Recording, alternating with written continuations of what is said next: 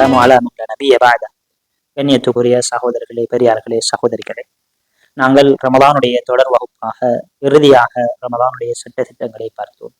அதில் எப்படி எச்சரிக்கையாக இருக்க வேண்டும் என்று சில விடயங்களை பார்த்தோம். அதே போல தொழுகையை பற்றியும் நாங்கள் பார்த்தோம். அதனுடைய தொடராக பிர்ருல் வாலிதைன் என்று நாங்கள் பார்க்க இருப்பது பெற்றோர்களுக்கு நல்லுபகாரம் செய்வது சம்பந்தமாக பார்க்க இருக்கிறோம். உண்மையில் கண்ணியமானவர்களே, ரமலானுடைய மாதம் என்பது பெருமதியான மாதம். அல்லாஹுடைய உணர்வோடு இருக்கக்கூடிய நாங்கள் எங்களுடைய பெற்றோர்களுடைய விடயத்தில் நாங்கள் சரியான முறையில் அல்லாஹ் சொல்லக்கூடிய உணர்வோடு நாங்கள் நடந்து கொள்ள வேண்டும் என்றைத்தான் இந்த தலைப்பை நான் தேர்வு செய்து கொண்டேன். கண்ணியத்துக்குரிய சகோதரர்களே, உண்மையில் அல்லாஹ் ரபுல் ஆலமீன் அல்லாஹ் பெற்றோர்களுக்கு நல்லுபகாரம் செய்யுமாறும் அவர்களோடு நல்ல முறையில் நடந்து கொள்ளுமாறும் எங்களுக்கு கட்டளை பிறப்பிக்கிறார். அல்லாஹ் குர்ஆனில் சொல்லுகின்ற போது வகவா ரப்புக அல்லா தஅபுது இல்லா இய்யாஹு வபில்வாலிதைனி இஹ்சானா, அல்லாஹ் சொல்லிவிட்டு சொல்கிறான், இம்மா யபுலுகன்ன இந்தகல் கிபர். அல்லாஹ் சொல்லுகிறான் வகவா ரப்புக, உன்னுடைய இறைச்சகன் தீர்ப்பாக்கி விட்டான், இந்த உலகத்தில் தீர்ப்பளித்து விட்டான், அல்லாஹ் கடமையாக்கி விட்டான் என்று நாங்கள் சொல்ல முடியும். என்ன விடயத்தை கடமையாக்கி இருக்கிறான் கண்ணியமானவர்களே? அல்லா தஅபுத இல்லா இய்யாஹு, அவனை தவிர இந்த உலகத்தில் யாரையும் நீ வணங்கக்கூடாது. அவன்தான் உனது எஜமான், அவன்தான் உனது அரசன், அல்லாஹுவை மாத்திரம் நீ வணங்கு என்று அல்லாஹ் கடமையாக்கியதற்கு பிறகு அல்லாஹ் ரபுல் ஆலமீன் ஒரு வணக்கத்தை சொல்லுகிறான். அதுதான் வபில் வாலிதைனி இஹ்சானா, பெற்றோர்களோடு நீ நல்ல முறையில் நடந்து கொள், பெற்றோர்களுக்கு நல்லுபகாரம் செய். ஏனென்று சொன்னால் அல்லாஹ் எந்தெந்த நிலைமையில் நீ செய்ய வேண்டும் என்பதை அல்லாஹ் அல் குர்ஆனில் எங்களுக்கு தெளிவாக சொல்லுகிறான். இம்மா யபுலுகன்ன இந்தகல் கிபர் அஹதுஹுமா அவு கிலாஹுமா, அவர்களில் ஒருவரோ அல்லது இருவரோ முதுமை அடைகின்ற போது, இயலாமை வருகின்ற போது, நோய்க்கு உள்ளாகின்ற போது அவர்களை நீர் நல்ல முறையில் கவனிக்க வேண்டும். அவர்களுக்கு அல்லாஹ் சொல்லிவிட்டு அந்த முதுமையுடைய நேரத்தில் ஃபலா தகுல்லஹுமா உஃபின், நீ உஃப் என்று சொல்லக்கூடிய சி என்ற வார்த்தையை கூட அவர்களுக்கு சொல்லிவிடாது என்று அல்லாஹ் சொல்கிறான். இது கண்ணியமானவர்களே, அல்லாஹுடைய கட்டளை. கண்ணியமானவர்களே, அந்த உஃப் என்று சொல்லக்கூடிய சி என்ற வார்த்தை நாங்கள் பேசுகின்ற மோசமான வார்த்தைகளில் மிக சிறிய வார்த்தை. கண்ணியமானவர்களே, சி என்ற வார்த்தை நாங்கள் பேசுகின்ற சில நேரங்களில் மோசமான வார்த்தை என்று கூட நாங்கள் அதை சொல்ல மாட்டோம். சி என்ற வார்த்தை அதில் மிக மோசமான வார்த்தைகளில் மிக சிறிய வார்த்தையாக காணப்படுகிறது. அல்லாஹ் சொல்லுகிறான், அந்த வார்த்தையை கூட உன்னுடைய பெற்றோர்களுக்கு நீ சொல்லிவிடக் கூடாது. கண்ணியத்துக்குரிய சகோதரர்களை அல்லாஹ் சொல்லிவிட்டு சொல்கிறான், வல தன்ஹர்ஹுமா, நீ அவர்களை விரட்டி விட வேண்டாம் என்று சொல்கிறான். அவர்கள் முதுமை அடைந்ததற்கு பிறகு நீ அவர்களை விரட்டி விடாதே என்று சொல்லிவிட்டு சொல்கிறான். வகுல்லஹுமா கௌலன் கரீமா, அவர்களோடு நீ பேசுகின்ற போது அன்பான பண்பான சங்கையான வார்த்தையை கொண்டு நீ பேசிக்கொள்.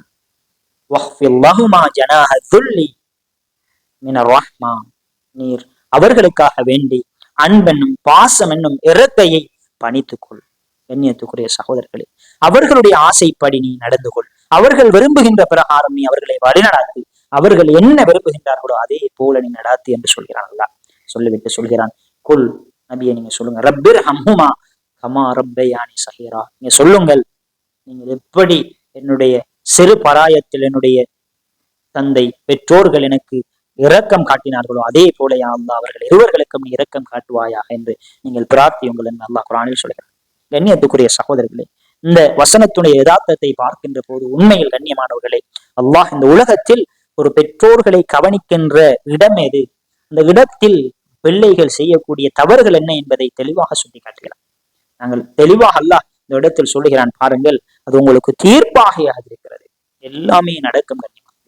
அல்லாஹ் சொல்லுகிறான், நீங்கள் உங்களுடைய பெற்றோர்கள் வயோதிபம் அடைவார்கள், அடைகின்ற போது நீங்கள் அவர்களுக்கு ஏசுவீர்கள். ஆனால் நீங்கள் ஏசுவது தவறு. நீங்கள் அல்லாஹ்வை எப்படி வணங்குகின்றீர்களோ அதற்கு அடுத்ததாக பெற்றோர்களோடு நீங்கள் ஒழுங்கான முறையில் நடந்து கொள்ள வேண்டும். அவர்களுக்கு வெறும் சி என்ற வார்த்தையை கூட நீங்கள் சொல்லிவிடாதீர்கள், சொல்வதற்கான வாய்ப்பு இருக்கிறது, அதை சொல்ல வருகிறார். அது மாத்திரமல்ல கண்ணியமானவர்களை, அவர்களை விரட்டி விடாதீர்கள். நீங்கள் உங்களுடைய மனசு மாறி மனது உங்களுடைய மாற்றத்துக்கு உள்ளாகி அல்லாஹுடைய சிந்தனை இல்லாமல் அவர்களை திரட்டி விடுவதற்கு உங்களுடைய உள்ளம் துடிக்கும். அந்த வயதில் கண்ணியமானவர்களே, அல்லாஹ் சொல்லுகிறான், இப்படி நடக்கும், ஆனால் அதை செய்து விடாதே, அவர்களை அணைத்துக் கொள். அது மாத்திரமல்ல, வகுல்லஹுமா கௌலன் கரீமா, அவர்களோடு நீ மோசமான முறையில், அவர்கள் அதிகம் கேள்வி கேட்பார்கள், அதிகமாக உன்னோடு முரண்படுவார்கள். இந்த நேரத்தில் நீர் அவர்களோடு நல்ல முறையில் நடந்து கொள், நல்ல வார்த்தையோடு பேசிக்கொள்.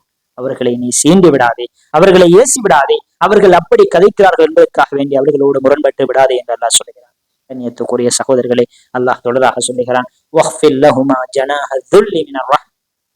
அன்பனும் இறக்கையை நீங்கள் காட்டிவிடுங்கள், கோபத்தை காட்டிவிடாதீர்கள், இரக்கத்தை காட்டிவிடுங்கள் என்று அல்லாஹ் ரப்பல் ஆலமீன் சொல்லுகிறான். கண்ணியத்துக்குரிய சகோதரர்களே, இந்த உலகத்தில் மிக சிறந்த செயல் அல்லாஹுவை வணங்கியதற்கு அடுத்ததாக பெற்றோர்களுக்கு நாங்கள் கடமை செய்வது கண்ணியமானது.